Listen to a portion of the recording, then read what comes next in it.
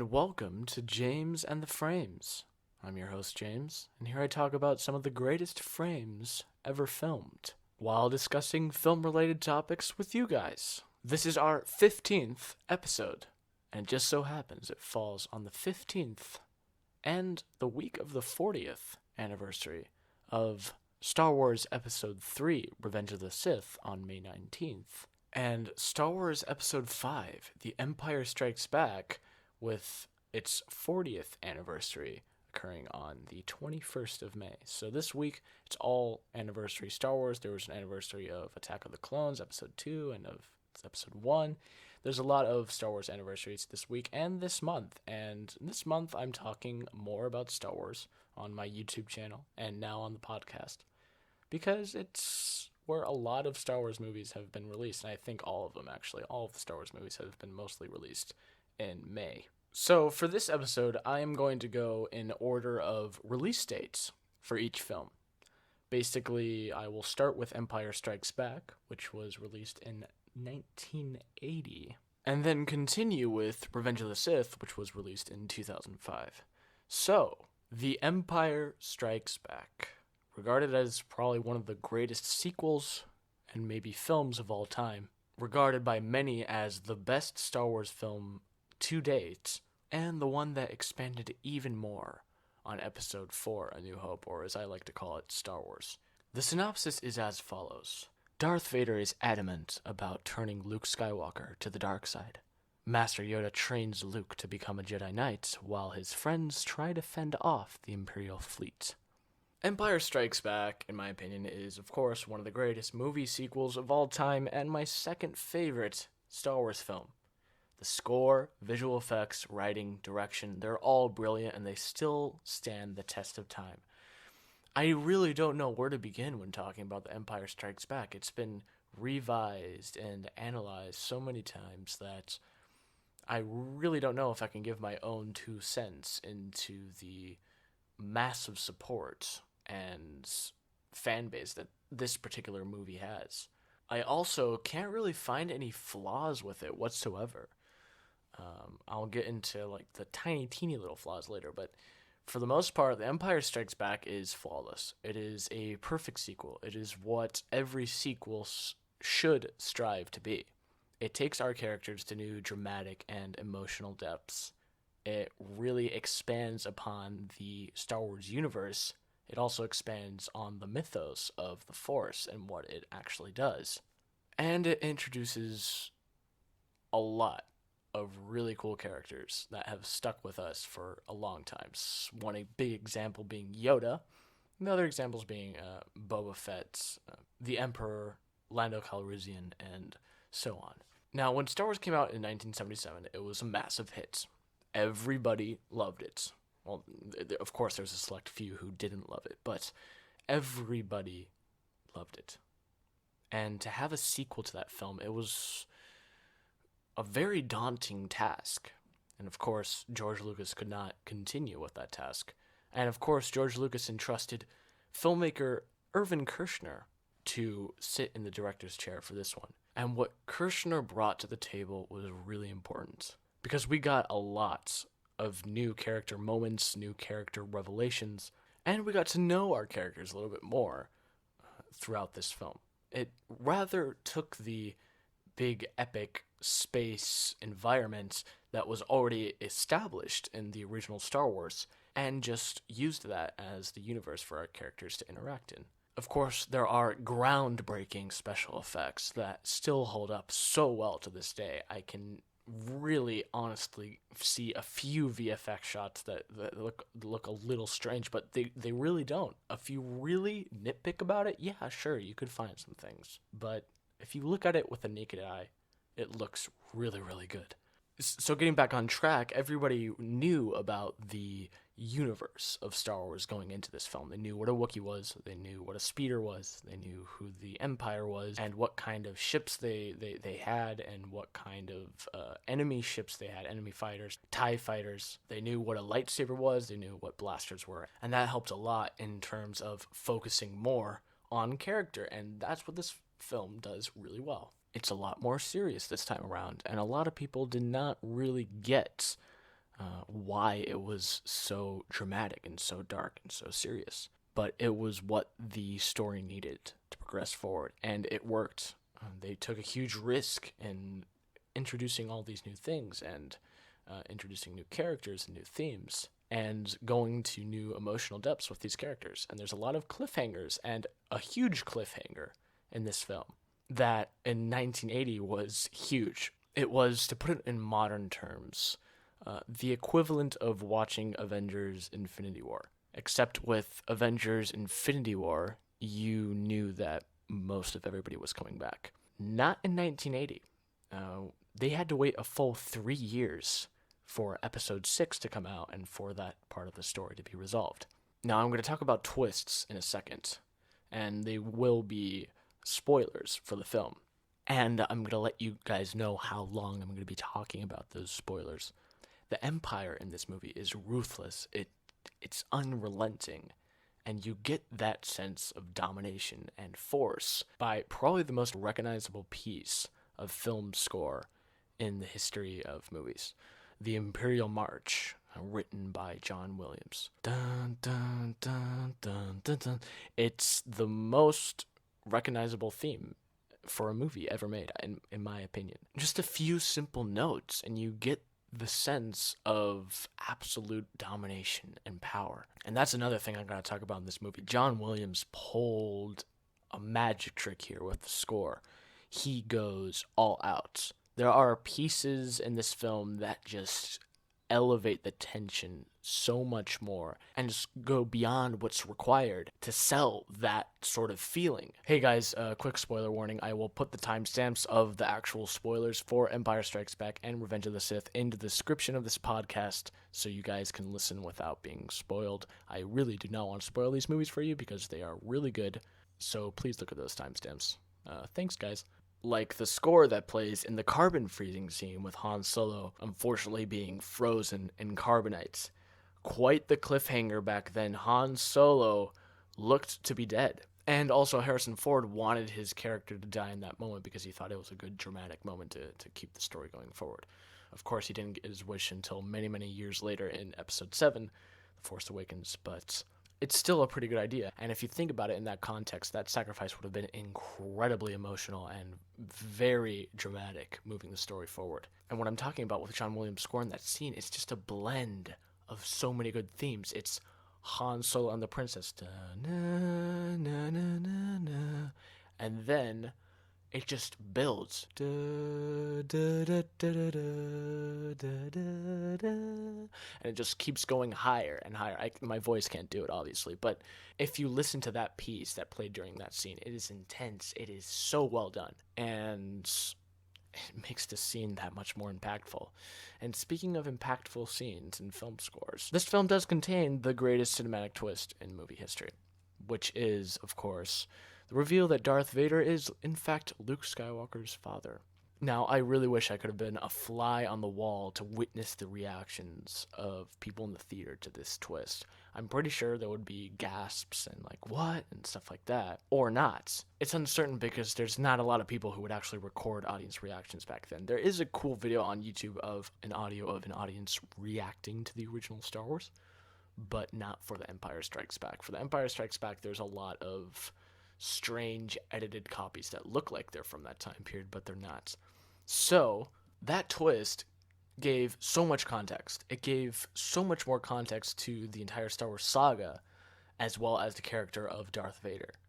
And of course, you could have chosen not to believe him, but the way he said it and so willingly offered his hand to Luke really made me think that he was telling the truth when I first saw it. Because Obi-Wan in Star Wars explains the past. He explains the Clone Wars, how he fought with Luke's father in the Clone Wars. So Clone Wars, what's this? And eventually we'll see what it was. But to then have Darth Vader reveal himself to be Anakin Skywalker, Luke's father, is putting an even bigger emotional context on Obi-Wan's statement. Because now you know that they were friends and that they fought together in one of the biggest wars the galaxy has ever seen. So that twist is incredible. But talking more about characters, there is a romance that develops between Han and Leia in this film. It's very memorable. There are some great lines. Scoundrel. I like the sound of that. And who's scruffy looking? And lines like that are just fantastic. But also, speaking of this who's scruffy looking scene, that whole argument scene, there is one issue I have with this film, and that is the whole plot hole of Leia giving Luke a little smooch. That's a tad bit strange, and it doesn't hold up as well. And I understand what Lucas was going for. He was going for the classic love triangle, like we would have seen in old 1940s movies about the detective, the good guy, and the girl. And it probably would have stayed like that in episode 6 if Leia hadn't been revealed to be Luke's sister in episode 6. And that's the one part of the film that just doesn't really hold up that well. But it's basically a quick moment that only lasts a few seconds, and you forget about it pretty quickly. So it's not a nitpick that most people have with it, and it's really not a nitpick that I have with it either. It's just something that just doesn't hold up as well as I thought it would. But overall, this film holds up fantastically. It is a perfect middle chapter to an already great trilogy. And I'm going to talk about one more thing just before I move on to episode 3, because I'm talking about these films in general. And when I need to get into spoilers for the most important aspects, I really do. And the introduction of Yoda in this film is just amazing. At first, he seems like this old kooky hermit guy. He's like, staying healthy, I will. Yes. And he's like really very, he's goofy. He's very, very goofy. But then when we get to his hut and Luke is being very impatient, he's like, you didn't know my father. You don't even know who I am. We're wasting our time. And then Yoda says, I cannot teach him. The boy has no patience. It's very, very impactful. And most of Yoda's lines in this film have stuck with me for quite a while, as I can imagine with you guys as well. Do or do not, there's no try. Judge me by my size, do you? There's a lot of very memorable quotes that can be applied to real life situations. Really, really great character. And I keep going back to this point, the characters in this film are just really well written. And it's really well directed. It's also a very well shot film. The cinematography is just, it's gorgeous, especially in the Cloud City scenes. The final confrontation between Luke and Darth Vader is brilliantly lit. That first scene when he walks up to Darth Vader and he knows that this is the fight of his life. Just the red lights bleeding through the floor and the smoke in the air and their two silhouettes with only light of their lightsabers is a really well shot scene. And Ben Burtt's sound design is still amazing. He creates new unique sounds for everything. One example being the AT-AT or AT-AT walkers. They have a unique sound when they walk on the ground. And I believe he achieved that sound by scraping metal and lifting up garbage can lids and placing them down again. And he created such a unique sound that's so familiar. I could honestly keep going on for hours and hours and hours how much I love this movie. But for length purposes, I will keep it short and say that Empire Strikes Back is one of the greatest movie sequels of all time. The score, visual and practical effects, writing, direction, and performances are all brilliant. It is a perfect middle chapter to an already great trilogy. It's very well done, and looking back on it, it holds up very, very well, and I cannot believe that this film is 40 years old. It looks like it could have been released 20 years ago, for all I care. And The Empire Strikes Back absolutely gets a 5 out of 5. Yeah, it's that good, guys. So, if you haven't seen the original Star Wars, you can still go into Empire Strikes Back. But you're going to have the context of the original Star Wars to move there. So Empire Strikes Back, great movie. Let's move on to Revenge of the Sith. This is probably my favorite Star Wars film of the entire saga. And it has changed places a lot. It has gone toe-to-toe with Star Wars and Empire Strikes Back a lot. And for now, it's still my favorite film, and it's very relevant nowadays due to the recent popularity of the final season of Star Wars The Clone Wars, which intertwines with Revenge of the Sith. But without getting into too much story details about other pieces of media in Star Wars, I'm just going to look at Revenge of the Sith as a movie. There's a lot I could say about it, but I'm going to only state my favorite aspects of it, and talk a little bit about some of the spoilery aspects as well. The synopsis for Revenge of the Sith is as follows. Anakin Skywalker joins forces with Obi-Wan and sets Palpatine free from the evil clutches of Count Dooku. However, he eventually falls prey to Palpatine and the Jedi's mind games and gives into his temptation. Revenge of the Sith is a very intense and emotional conclusion to the prequel trilogy and Anakin Skywalker's arc. It is the middle points of the original 6 movies of Star Wars, so you could see it as a middle point of the original saga, and there's aspects of the original trilogy and the prequel trilogy that both come into play in this film.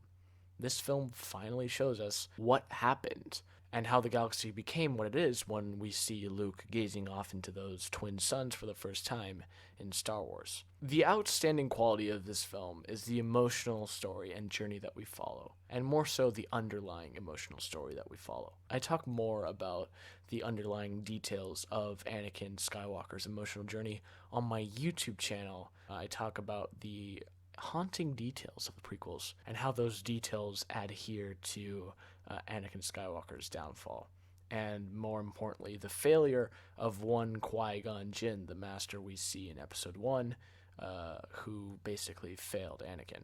And of course, all of this knowledge comes from Dave Filoni's brilliant explanation of the importance of Duel of the Fates in Episode 1.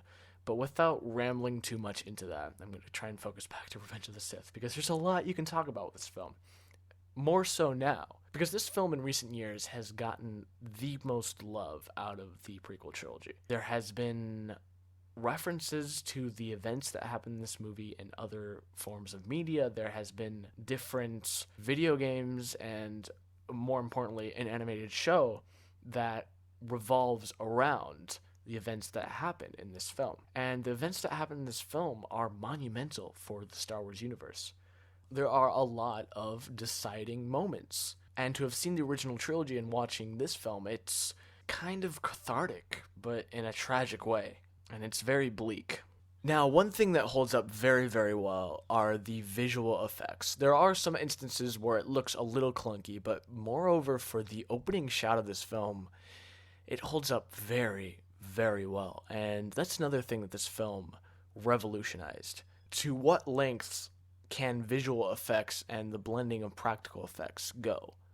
There are a lot of set pieces that are mostly CGI and digital, and the actors who have worked in this film have expressed that, well, it's hard to act in a green screen environment. But the end product is so brilliant. Some of the environments being the outstanding one being the lava planet of Mustafar. The visual effects team for lava rivers and all the mountains and lava explosions, they blended real-life footage of volcano explosions with models of a lava river, and then mixing it with the CGI.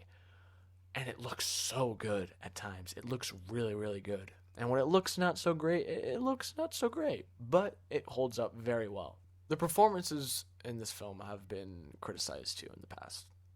There are moments where it is a little goofy, but there are moments when, given the context of the emotional journey that these characters have gone on, there's a lot of very personal and touching moments in this film. One particular one being while Anakin is deciding whether to go and intervene with Mace Windu's arrest of Palpatine, of the Chancellor, because he's so conflicted, and he just looks across the cityscape of Coruscant with a sun setting in the background, which I think is very poetic.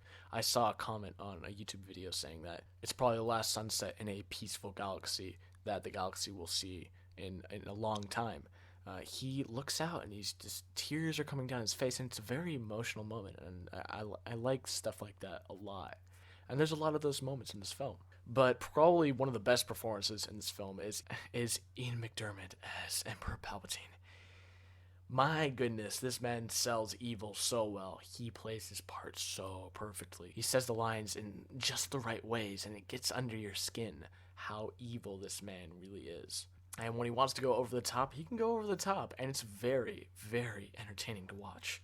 Ewan McGregor as Obi-Wan Kenobi is the shining beacon of the prequel trilogy. He does a great job interpreting what a young Obi-Wan Kenobi would be like. He has that charm.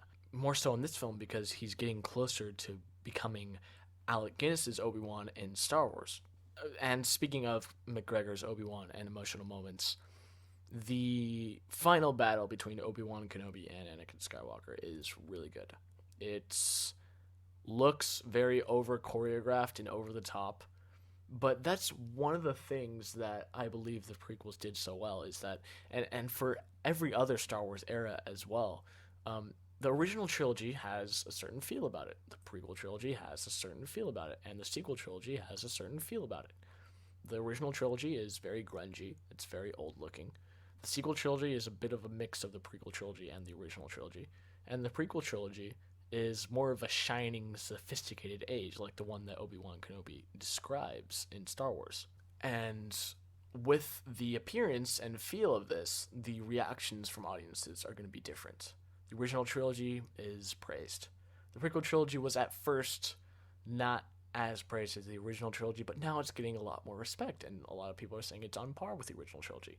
And the sequel trilogy, for now, is not getting a great reception from fans. And I think those emotions all pertain to the different time periods within the Star Wars universe. I don't know if I'm getting my point across, and I don't know if anybody's kind of getting what I'm saying. But in the prequel trilogy, it's a lot like, it's basically an old Republic. It's not the old Republic, that Knights of the Old Republic. It's a Star Wars video game. But it's a Republic. And it's sophisticated. It's a more civil age. And lightsaber fights are a lot more precise, and they flow. And it's kind of like dancing. It's like dancing. Their hits against one another, their deflections, their attacks, and they move in such a precise state that it kind of expands on what Obi-Wan said about a more civilized age. And the fight between Anakin and Obi-Wan, it looks heavily choreographed. But if you take that context and apply it to that fight, it changes your perspective a lot. And I've with that theory of mine, it sure changed my perspective, and that's what I think. But moving on from discussing about people nitpicking the highly choreographed fights, they trained a lot for that fight, and it looks great. And the environment that they're in is so alive, and it's just a visual representation of Anakin's hatred and anger. He has done so many wrong things, and this is a very wrong thing, going against his former master trying to kill him. It's very tragic. And the fight eventually comes to a very deeply emotional conclusion. That being Obi-Wan's speech to Anakin about he was the chosen one. You are said to destroy the Sith, not join them. And those lines, it's very emotional, and even McGregor does it really well. And moreover than the film itself, it has great visual effects. The performances are great at times and a little clunky at sometimes, but they still hold up great. The score by John Williams is probably his best score for any of the Star Wars films. It's on par with Empire Strikes Back as one of his best scores. He mixes together original trilogy themes with these new prequel themes that he's making, and some of the most tragic and heartfelt pieces are in this film. He really sells the idea that this is a tragedy. It's a Greek tragedy. It's Anakin's fall from grace. And tracks like Anakin's Betrayal or Anakin's Dark Deeds are just so powerful, and they're so brilliantly executed. And also, Anakin versus Obi-Wan and Battle of the Heroes is so amazing. He really knocks it out of the park. He really went full freaking out. He outdid himself with this score.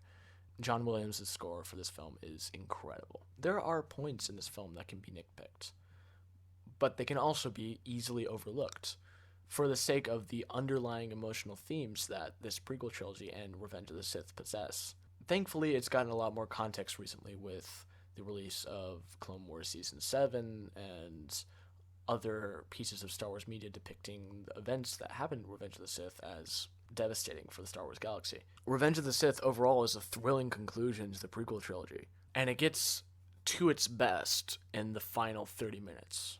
when the duel between Anakin and Obi-Wan occurs, and while Anakin is going full dark side, the final scenes when Padme is giving birth to Luke and Leia and Darth Vader is being born at the same time is very poetic. It's brilliantly executed, and bringing back Qui-Gon's funeral theme for that scene is also very, very well done, because it ties together Anakin Skywalker and Qui-Gon's emotional relationship. And I talk about that more in my YouTube video that I published a few days ago.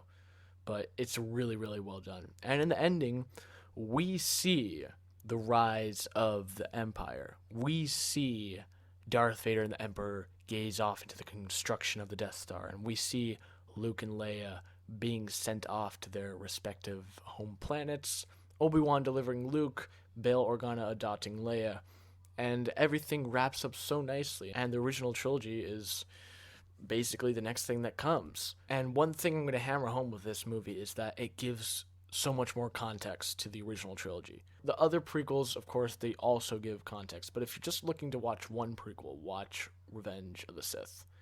It expands so much on the Star Wars universe. And I'm going to tell you guys a little personal story of mine. I believe the first Star Wars film I saw, I still to this day cannot remember if I saw episode 4 or episode 3 first. I had bought episode 4 and episode 3 together. And episode 3, it looked really good. And the video store clerk had told me this is how, this is the story of what happens before episode 4. So if you want to watch that before episode 4, you can do that. Or you can watch episode 4 and then episode 3. And I just got them both. Or I might have remembered watching episode 4, episode 5, episode 3, and then episode 6. It's a strange viewing order, for sure. But it's such a faint memory that I don't really remember all that much. But I have a lot of fond memories of this film. And one more thing I am going to say. It's not so much about the story aspects, it's the filmmaking aspect of it. There is a documentary on YouTube called Star Wars Within a Minute, the making of episode 3. That describes the making of a minute, just 1 minute, of Anakin and Obi-Wan's duel on Mustafar. It expands more, of course, onto how the film was made, what process these artists go through to deliver the project to complete George Lucas's vision. And I watched that documentary for hours on end when I was a kid. And it's one of the documentaries and films that inspired me to become a filmmaker. Because there is so much information that you gain from that documentary about how the film was made, or what this certain department does, or how this certain shot was done, or how do the actors act within a green screen. They place these markers on the green screen so the actors know when to stop and when to look up or down. It's really well done, and it's a really well-made documentary. And there was so much work put into this film, a lot of people overlook it, and it was planned out so well. And Revenge of the Sith definitely gets a 5 out of 5 for me as well. And overall, Revenge of the Sith, it's a fantastic and emotional conclusion to the prequel trilogy. It is a great segue into the original trilogy. It has very good moments, and it is a very rewatchable film. And it's one that inspired me, so I will definitely absolutely give Revenge of the Sith a 5 out of 5. Now that I've talked about Revenge of the Sith and Empire Strikes Back, you guys have left some very interesting questions for me to answer, and I will definitely do that right now. So let's jump into some Q&As. Hooray! Alright, so first question right off the bat. If you could describe Star Wars to someone who has never seen it, what would you say or start off saying? Well, since this podcast is mostly aimed at people who enjoy films and filmmaking, some of my listeners have never seen Star Wars or care to have seen Star Wars. And I totally understand that. I understand that Star Wars, it may look like a blockbuster that probably destroyed independent filmmaking, or the blockbuster that completely changed the movie industry and everything was going just fine until Star Wars came out. And I understand their views. I understand that there are some people who enjoyed the more independent side of filmmaking. But I will tell you this, Star Wars was not made for a lot of money. it was made basically for about $11 million. In today's standard, that's the budget of a normal independent film, around the budget of that. So, if I were to describe Star Wars to someone who has never seen it, to explain Star Wars to someone, I'd have to say it is a touching story about family and about love, about care, about fathers and sons. And that story takes place inside of a sprawling, deeply enriched, and deeply fleshed out world for these characters to interact in. There are different aspects of Star Wars that you may not enjoy, and that's okay, because some other fans don't enjoy those aspects. But the core of Star Wars is not all the special effects and all the space battles and lightsaber fights. It's the emotional aspects that really matter. And if you look beyond the special effects, and if you look beyond all the flashy items, all the flashy things that happen, there is a very, very compelling story. And it'd be a shame for you to miss out on that compelling story. That's all I'm going to say. All right, so next question. What is your most cherished Star Wars memory? Well, there's two. There's two particular ones that are tied. There is one memory from back in 2015 when I went to go see The Force Awakens with a group of friends. It was truly amazing to see a Star Wars movie in theaters after such a long time. And most of you may not know, the first Star Wars movie I ever saw in theaters was Episode 1, The Phantom Menace. It's re-released in 3D that not many people went to see, but I went to see it in 3D, and it was amazing. I loved it. But going to see The Force Awakens in theaters was amazing. It was just a fantastic experience. Everybody was so excited. There was cheers. There was gasps. There was cries. It was amazing. And another moment is the end of Empire Strikes Back. I remember being so upset that Han Solo was dead and that Luke got his hand cut off and that everybody was in a completely dark place. I remember I was tearing up. I was crying. I was like, why is this happening? Is Han Solo gonna live? And I think I had to ask my mom to do a Google search and see if Han Solo was alive in Return of the Jedi to calm me down, because I was having a complete fit. So those are the Star Wars specific memories. I remember a lot, and I cherish them because they were very emotional. Very significant. But one other one, and it's not directly connected to the story of Star Wars rather than the making of Star Wars, is once again that Episode 3 documentary, and watching the documentaries of how these films were made just broadened my love, just broadened my world in terms of filmmaking and wanting to be a filmmaker. Those documentaries are just amazing. I think they're all on YouTube to see, and I've just been watching them for these past weeks. I've been watching them, rewatching them, and revisiting them, and they just inspire me so much. There's a lot of really great moments in those documentaries that not only explain the evolution of filmmaking, how George Lucas is basically the pioneer of digital filmmaking, and, well, a lot of things having to do with sound design, visual effects, and the digital era as a whole. But also how films are made, what the director does, how it is on set. There's a lot of insight about how movies are made in these documentaries, and those inspired me a lot. So I cherish those. I cherish those a lot. All right, we got two more questions here. Which Star Wars trilogy would you say is the best, being as objective as possible? Well, I would say the original trilogy. The original trilogy is the best. It can, of course, be discussed. I also believe that the prequel trilogy is really good. I've been rewatching these Star Wars films and documentaries and learning about behind the scenes and story motivations. The original trilogy is the Star Wars trilogy that everybody grew up with. It's the trilogy I saw. I started watching Episode 4, and then I got very lucky one day to be able to see Episode 4, 5, and 6. They're on altered versions on VHS and see how they were made. Of course, I saw the the new specialized version first. But I don't really remember any of the editions the special edition had. So when I saw the VHS versions, I got a lot more insight into the original films. And then I could go back and watch the DVDs and the prequels and understand a little bit more. But in terms of the original trilogy, it has a great story. It has an arc from 4 to 6. It's about the journey of Luke and how he eventually redeems his father, who was once a great Jedi and a good man. And of course, it introduced everything we know. It introduced the world of Star Wars, it introduced the famous characters, it introduced the alien species, the weapons, the vehicles. It's the best one. It's the best one, objectively speaking.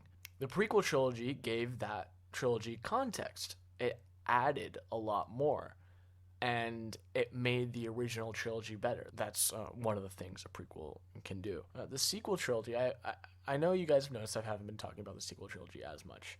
I tend to avoid talking about those films. I'm not going to give my opinion on them for a while, because we're at that point in the Star Wars fandom where if you like a certain movie, your opinions and views will automatically be invalid.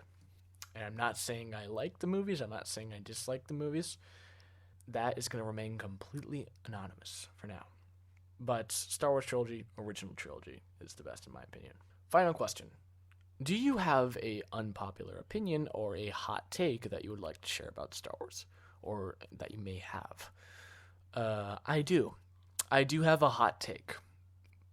But I do not want to answer it here in this podcast. I'm going to release a video talking about it probably on Thursday, basically meaning tomorrow, on my YouTube channel. And I'm going to talk about that. It has a lot to do with my discussion about Lucasfilm at the end of episode 3 of this podcast, Under the Skin. It's been a while. But yeah, wow, we've come quite a ways, guys, and I believe we are celebrating around 3 months on this podcast this month. There's a lot of Star Wars anniversaries. It's just a great month overall. I love May, and I'm going to talk a little bit more about Star Wars on my channel for now, but then I'm going to segue into other films. I'd like to keep it Star Wars just for a little bit more this month, because it's kind of Star Wars month. I mean, May the 4th, all the Star Wars anniversaries. It's kind of Star Wars time this time of year. So I will have to give you that answer in the video I will upload tomorrow, or if not, on Friday. Alright guys, I have been talking a lot about Star Wars. This is going to be fun to upload. I do have one more tiny announcement. I do have a short film that I made with a friend of mine. She's really good in it. She helped with the poster. I'm going to upload that short film sometime this weekend, probably Saturday. I'm just going to upload it to the YouTube channel. I've already talked about it on my Instagram account a little bit more. It's at James24Frames. You can go ahead and give that a follow if you'd like. But next week, after I upload this short film, I'm going to go back to talking about other movies and try not to reference Star Wars as much as I have been in the last few episodes. Because, well, it is Star Wars month. I'll say it again. It is Star Wars month. And it's a good time to talk about Star Wars. So, folks, thank you all so much for listening to this podcast and for supporting the YouTube channel. And that last video I did about the haunting details of the Star Wars prequels. It really means a lot. And, until next week, this has been James and the Frames. And we'll see you guys after the credits.